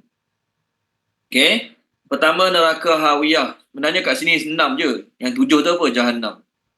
7 tu neraka Jahannam. Jahannam dia tak tulis dalam nombor 7 tu. Kalau tengok kat skrin, pertama Jahannam. Kita ambil besar pertama Jahannam lah. Pertama Jahannam. Kedua Hawiyah. Ketiga Jahim. Keempat Saqar. Kelima Lazar. Sekarang kita Lazar Ayat kita tadi, kalla innaha lazar. Keenam Sa'ir. Ketujuh Wil. Ini nama-nama neraka yang 7. Jahannam, Hawiyah, Jahim, Saqar, Lazar, Sa'ir, Wil. 7 pintu, 7 nama. Kita terima 7 nama ni sebab 7 nama ni ada dalam Al-Quran. Tapi siapa yang bakal masuk pintu Jahannam, siapa yang bakal masuk pintu Hawiyah, siapa yang bakal masuk pintu Saqar, pintu Lazar, pintu Sa'ir, pintu Wil, siapa bakal masuk? Khilaf. Kalau tengok kat skrin, yang bakal masuk neraka Saqar, orang munafik. Dan kita ambil satu je. Saqar, orang munafik. Lazar, orang yang kumpul harta. Sesuai tak? Sesuai. Ayat kita tadi, ayat kita bincang sekarang, neraka Lazar. Ni Lazar nombor 4 untuk orang yang suka kumpul harta, hina orang miskin. Sesuai. Okey? Kenalah. Kita ambil Lazar je. Saqar, orang munafik. Lazar untuk orang kumpul harta. Tapi kalau kita tengok pendapat-pendapat yang lain, mana kejap. Okey. Ni lain pula. Okey.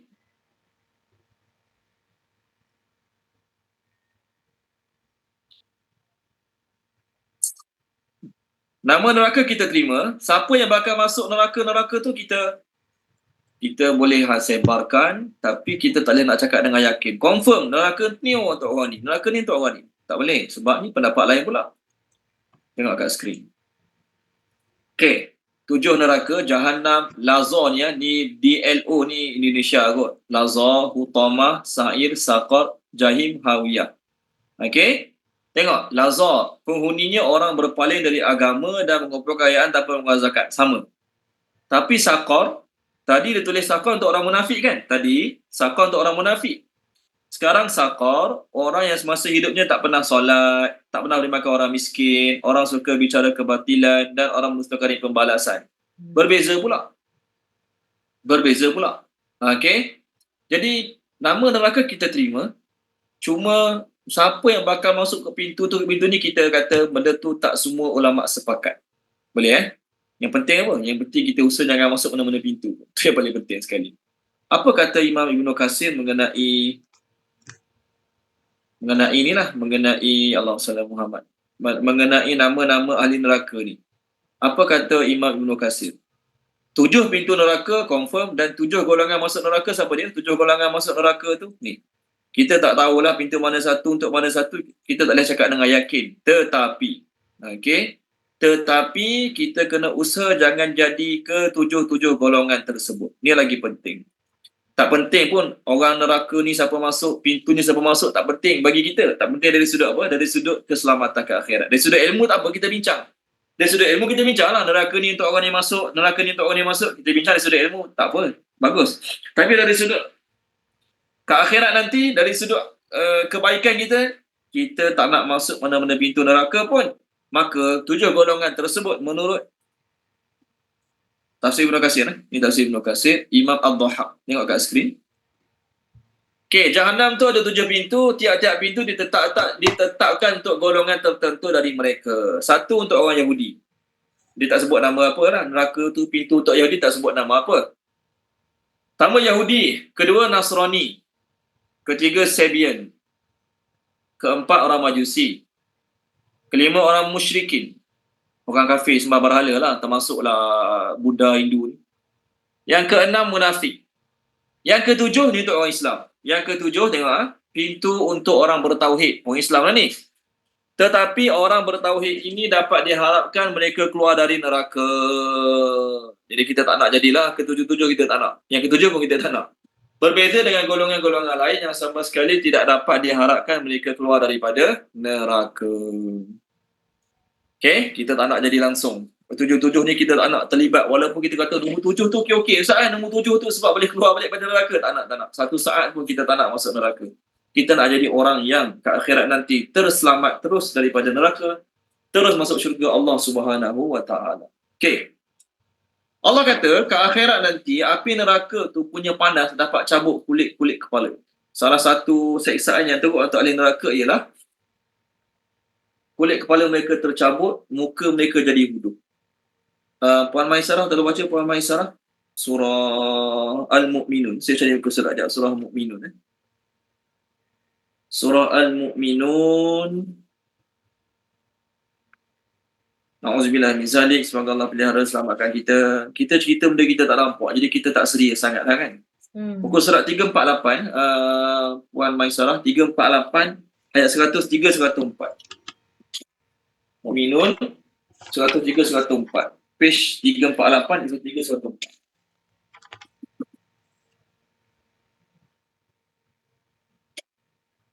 Halaman 103 dengan 104.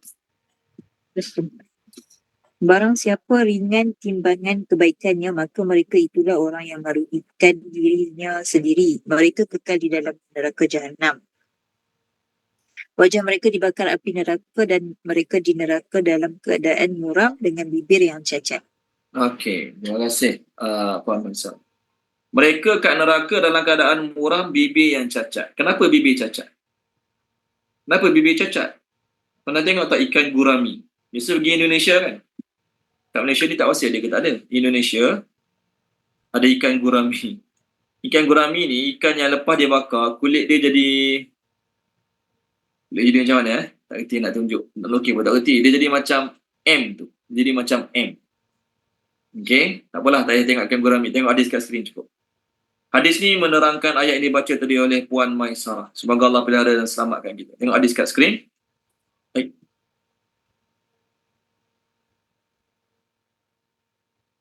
Okey. Ni hadis dia. Okey. Tengok tu. Ibnu Mardawih meriwayatkan daripada Abu Darda radhiyallahu anhu, beliau bercerita Rasulullah sallallahu alaihi wasallam bersabda mengenai firman Allah, talfahu wujuhahumun nar. Muka mereka dibakar api neraka. Nabi sallallahu alaihi wasallam bersabda, talfahuhum lufhatun tasilu luhumuhum ala aqabihim. Api neraka membakar mereka sekali bakar je, yang membuat daging mereka meleleh sampai ke tumit. Na'udzubillah min zalik. Sekali bakar je, daging kat atas kepala, daging kat muka meleleh sampai tumit. Panas api neraka tu satu saat je. Dah buat daging yang ada kat kepala, dekat bahu, dekat muka, kat pipi, semua sampai ke tumit. Yang kedua, Imam Ahmad daripada Abu Sa'id Al-Khudri radhiyallahu anhu, Nabi sallallahu alaihi wasallam bersabda, menafsirkan ayat wahum fiha kalihun. Dalam neraka nanti muka mereka, bibir mereka dalam keadaan cacat. Nabi kata apa dia? Tashwihin nar, api neraka bakar. Fataqallasu syafatuhul ulya hatta tablugha wasta ra'si. Api neraka bakar sampai bibir atas menggelupas sampai ke tengah kepala. Kat dunia ni, na'udzubillah min zalik, bukan nak kutuk orang lah. Biasanya orang yang bibir tebal ni, kita kata muka dia agak kurang cantik, kurang handsome. Kalau tebal sikit-sikit tu okey lagi. Ni tebal banyak ni, tebal gila-gila ni tebal, kita kata wuduh lah kan. Kat akhirat nanti orang yang kena bakar dalam neraka walaupun kat dunia ni, dia orang yang handsome, cantik, macam-macam lagi lah pujian. Tapi bila masuk neraka, walaupun dia orang Islam, dia masuk neraka, kena api neraka, sekali kena api neraka tu, dia punya bibir naik sampai atas kepala. Jadi ni kalau kat dunia ni orang macam ni yang kita panggil alien ni, makhluk asing, kalau macam ni kat dunia. Kat akhirat semua orang dalam neraka semua akan menerima nasib macam ni. Dan bibir bawah pula bila kena api neraka dia akan menjulur selebih bergayut ke bawah sampai ke pusat. Ni api neraka yang akan bakar ahli neraka pada hari akhirat kelak. Okey, kita boleh baca, kita boleh sampaikan, tapi keadaan sebenar, situasi sebenar kita sebenarnya tak dapat nak bayangkan. Allah Ta'ala akan ganti kulit. Setiap hari, berpuluh-puluh kali Allah Ta'ala ganti kulit. Mana ayatnya ganti kulit? Ada orang kat Thailand, dia cakap dekat Dr. Zakir Naik. Dia kata, kalau agama Islam ada neraka, api tu dah bakar kulit, maka orang dalam neraka tu tak rasa sakit lagi lah. Sebab sensor sakit manusia ni kat kulit. Kulit dah terbakar, dah tak ada apa rasa dah. Maka Dr. Zakir Naik pun baca ayat 87, page 87 ayat 56. Tolong baca dia Puan Khairiah boleh? Page 87 ayat 56. 56, betul lah 56.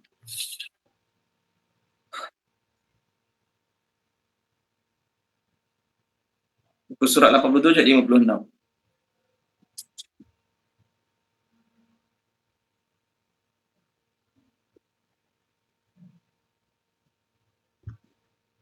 Bismillah. Sesungguhnya orang-orang yang kafir kepada ayat-ayat kami, kelak akan kami masukkan ke dalam neraka. Setiap kali kulit mereka hangus, kami ganti dengan kulit yang lain, agar mereka merasakan azab. Sesungguhnya Allah Maha Perkasa lagi Maha Bijaksana. Okey, terima kasih Puan Khairiah. Dalam tafsir Ibn Katsir, satu hari 70 kali kulit mereka diganti. Setiap kali hangus, Allah ganti kulit baru. Hangus, Allah ganti kulit baru. Dalam tafsir Ibn Katsir dia kata, satu hari 70 kali Allah ganti kulit baru. Maknanya satu hari tu, banyak mana dia punya sakit, Allah je tahu. Kerana apa Allah ganti kulit baru? Kerana sensor sakit bagi manusia adalah pada kulit. Okey? Ni saya ambil dalam tafsir pedoman. Tafsir pedoman, pengarang tafsir pedoman ni Dr. Abdul Syukur. Dia kata ni mukjizat Al-Quran ni cerita pasal kulit. Okey? Mukjizat Al-Quran di sebalik penggantian kulit. Saya baca je lah. Saya tak kerti nak ulas pasal kulit ni. Kita ada doktor 2 orang malam ni. Kalau saya salah sebut, doktor boleh beritahu lah. Dia panggil epidermis, dermis, Maksud nak sebut tak reti lah, doktor. Subcutaneous, betul subcutaneous tissue. Macam mana sebut dia, Dr. Azizah? Subcutaneous. Subcutaneous. Subcutaneous tissue. Terima kasih, Dr. Azizah. Okey. Ni saya ambil dalam tafsir pedoman. Mengenai tafsir ni lah, tafsir ayat ni. Ayat mengenai kulit-kulit ni. Baguslah. Okey.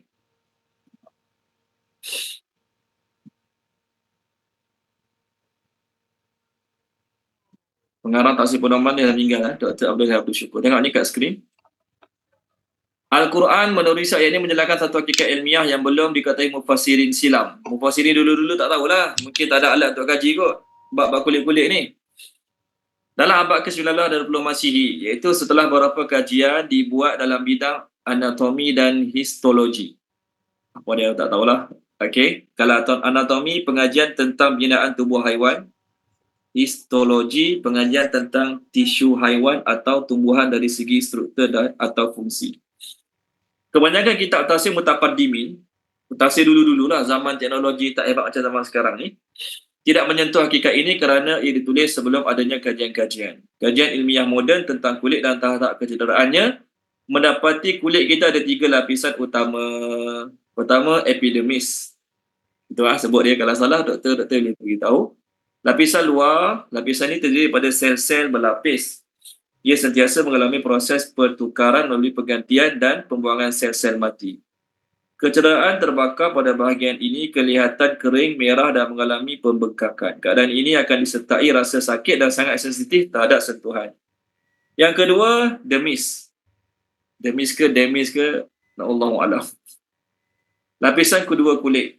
Kecederaan terbakar hingga menembusi lapisan ini kelihatan merah, menggelembung dan melepuh. Menyebabkan permukaan yang cedera kelihatan lembik dan berair. Ketiga, subcutaneous tissue. Okey, lapisan tisu bawah kulit. Quran dah cerita lama dah, kajian je barulah. Baru Allah Alam, baru berapa lama tak tahulah. Maknanya, kulit-kulit ni Allah Ta'ala akan ganti selalu. Kat neraka nanti, orang dalam neraka tidak ada rehat sesaat. Apa makna tidak ada rehat sesaat? Setiap masa sakit. Sakit, Allah ganti kulit baru. Sakit, terbakar hangus, Allah ganti kulit baru. Terbakar, Allah ganti kulit baru. Ini siksaan yang Allah sediakan pada orang yang ada dalam neraka. Ayat kita Allah sebut kulit kepala. Jadi bagaimana huduhnya seorang tu ke akhirat? Na'udzubillah min zalik, bila kulit kepala tercabut. Huduh lah kan? Kulit kepala tercabut, jadi orang kita tengok muka dia macam alien ke akhirat nanti. Tengok hadis tadi, kulit kepala tercabut, bibir naik atas, bibir turun bawah. Pelik-pelik sekali. Na'udzubillah min zalik. Allah nak suruh kita gambarkan. Allah nak suruh kita buat persediaan agar kita tidak termasuk dalam golongan orang yang kena seksa dalam neraka tersebut. Na'udzubillah min zalik. Okey. Api neraka ni akan panggil siapa? Orang yang membelakangkan agama dan berpaling pada agama. Orang yang anggap agama ni tak penting. Orang yang, bila apa masuk agama ni dibelakangkan? Agama ni maksudnya jadi ke nombor 2 lepas nafsu dan kehendak hati. Dalam hidup dia, nafsu dia kena selesaikan dulu. Kehendak hati dia kena selesaikan dulu dalam hidup dia. Pertama, dalam hidup dia fikir apa nafsu dia nak, dia dapat buat dulu. Yang kedua, kehendak hati dia tunaikan dulu. Agama, kalau ada masa, dia buat. Kalau sempat, dia buat. Kalau tak sempat, biar. Tak buat pun tak apa. Yang penting, kehendak nafsu dia, keinginan hati dia, ditunaikan terlebih dahulu. Itu maksud orang membelakangkan agama. Dan orang macam ni, orang yang membelakangkan agama ni, Nabi datang, sahabat-sahabat Nabi datang, beri nasihat, beri warning, beri ancaman. Dia tetap turn away, berpaling, tak nak dengar, tak nak ikut cakap. Ini ciri pertama orang yang akan bakal masuk neraka. Yang kedua, dia ni ada sifat kedekut. Dia kumpul-kumpul harta, dia simpan dan dia sembunyikan. Tak nak bagi orang nampak, tak nak bagi orang tahu. Sebab apa? Kalau ada orang nampak, orang tahu, nanti kena bagi kat orang. Jadi tak nak bagi orang nampak, tak nak bagi orang tahu, sembunyikan. Inilah sifat orang kedekut. Antara orang-orang yang bakal kena azab dalam neraka adalah orang yang harta dia Allah jadikan streka. Harta dia tak nak bayar zakat kedekut ni, Allah Ta'ala akan jadikan streka. Dia akan streka tubuh badan dia. Na'udzubillah min zalik. Tolong terjemahkan dia, Puan Zakiyah, surah Allahumma salli ala Muhammad. Surah At-Taubah, muka surat 19. 192, 93 macam tu lah lebih kurang. Saya cari muka surat sekejap. Boleh? Surah At-Taubah 192. Okay, 192. Tolong baca Puan Zakiah ayat 34 dengan 35. A'udzubillahi minasyaitonirrajim. Dialah yang telah mengutus Rasulnya dengan petunjuk Al-Quran dan agama yang benar untuk dimenangkan ke atas semua agama, walaupun orang-orang musyrik tidak menyukainya. Wahai orang-orang yang beriman, sesungguhnya banyak daripada orang-orang alim dan rahib-rahib mereka benar-benar memakan harta orang dengan jalan yang batil, dan mereka menghalang manusia daripada jalan Allah. Dan orang-orang yang menyimpan emas dan perak dan tidak membelanjakannya di jalan Allah, maka berikanlah kabar gembira kepada mereka bahawa mereka akan mendapat azab yang pedih. Kabar gembira tu sarkastik lah, perli. Terus? Ingatlah pada hari ketika emas dan perak dipanaskan di dalam neraka Jahanam, lalu dengan itu diselar dengan dahi, perut dan punggung mereka sambil dikatakan kepada mereka, inilah harta bendamu yang kamu simpan untuk dirimu sendiri, maka rasakanlah akibat daripada apa yang kamu simpan itu. Okey, terima kasih Puan Zaki. Kamu Ustaz. Boleh ke simpan harta? Boleh je simpan harta, tak ada masalah. Puan nak simpan harta, simpanlah. Tapi kat sini dia simpan harta dalam keadaan dia tidak membelanjakan, dalam keadaan tak bayar zakat. Orang yang simpan harta tak bayar zakat, dia kedekut lah. Jadi cara dia kedekut, salah satu apa cara dia kedekut? Dia sembunyikan harta dia agar orang tak tahu dia ada harta. Kalau orang dia sembunyikan harta sebab dia tak nak orang tahu dia kaya, dia tak nak orang anggap, dia tak nak menunjuk-nunjuk harta, tak apa. Dia sembunyikan harta dia, tak yang bayar zakat, dia bayar zakat. Ada orang memerlukan, dia tolong, tak apa. Ini sembunyikan harta supaya orang tak minta. Supaya saudara mara dia tak tahu dia kaya. Sebab kalau saudara mara dia tahu dia kaya, nanti saudara-saudara minta sumbangan lah, itulah, ni lah, ajak masuk insurans lah, macam-macam lah contoh. Tolong baca dia Puan Izzah ni, surah An-Nisa. Muka surat 84 yang bawah sekali. 84 yang bawah sekali. A'udzubillahi minasyaitonirrajim. Bismillahirrahmanirrahim. Iaitu orang yang bakhil dan menyuruh manusia supaya bakhil serta menyembunyikan kurniaan Allah yang telah diberikan kepada mereka. Kami telah menyediakan bagi orang kafir itu azab yang amat menghinakan. Okey, terima kasih Puan Izzah. Orang yang bakhil, dia menyembunyikan apa yang Allah bagi pada dia. Kenapa dia sembunyikan? Nak bayar zakat. Kenapa dia sembunyikan? Takut orang minta, takut orang nak. Orang yang kedekut, dia fikirlah kat dunia ni, lagi banyak dia kedekut, lagi tersimpan lebih harta dia. Tapi Allah kata tak. Dr. Noelida, tolong baca boleh Dr. Noelida, muka surat 73 ayat 180, bawah sekali. Muka surat 73 ayat 180. Surah Ali Imran.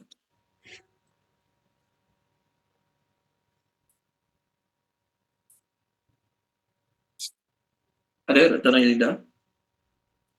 Ada Ustaz, sekejap. 180. Bismillahirrahmanirrahim.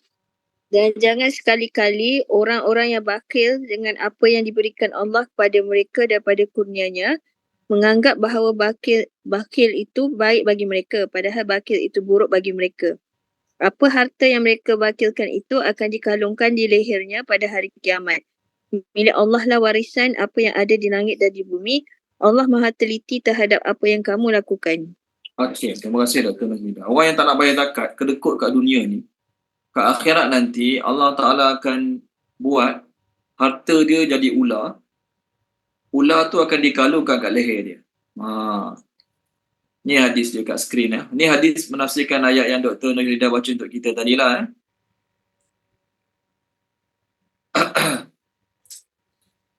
Hadis ni riwayat daripada Imam Bukhari, daripada Abu Hurairah radhiyallahu anhu, Nabi SAW bersabda. Tengok terjemah hadis tu.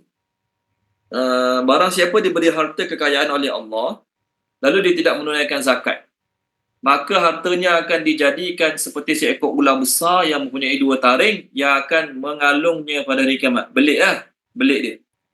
Kemudian ular itu akan mematuknya dengan 2 tulang rahanya seraya berkata. Ular itu akan kata kat dia, aku adalah harta kekayaanmu, aku adalah simpananmu.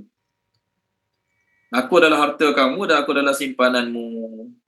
Setelah itu Rasulullah sallallahu alaihi wasallam baca ayat yang dibaca oleh Dr. Nahilda tadi. Dia orang kedekut, jangan fikir kedekut baik bagi dia. Yalah, lagi banyak kita kedekut, lagi banyak simpanan.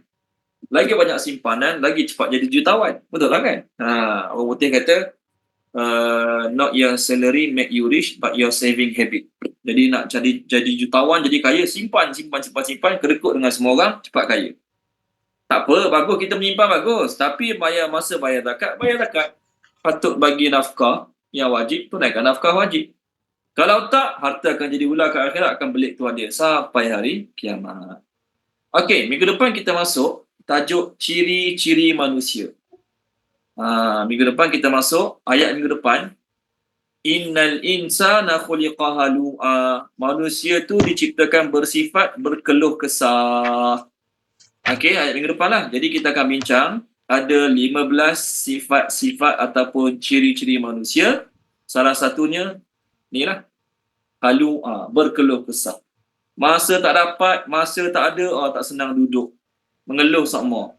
Tapi bila dapat, bila Allah bagi apa dia nak, kedekut pula tak nak bagi ke orang. Ni biasa. Okey, sifat ni namanya dalam bahasa Arab halu'a, berkeluh kesah. Okey? Okey, kita berhenti sini dulu. Minggu depan kita sambunglah insya-Allah, boleh? Apa yang baik daripada Allah Subhanahu Wa Taala. Apa yang tak baik daripada kekurangan kelemahan saya, mohon maaf pada tuan-tuan dan puan-puan, minta ampun pada Allah Subhanahu Wa Taala.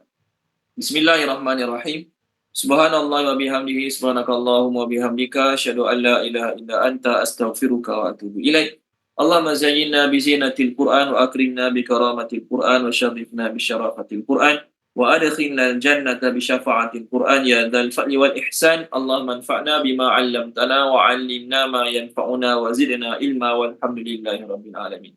Terima kasih semua. Assalamualaikum. Jumpa lagi minggu depan insya-Allah. Terima kasih Ustaz.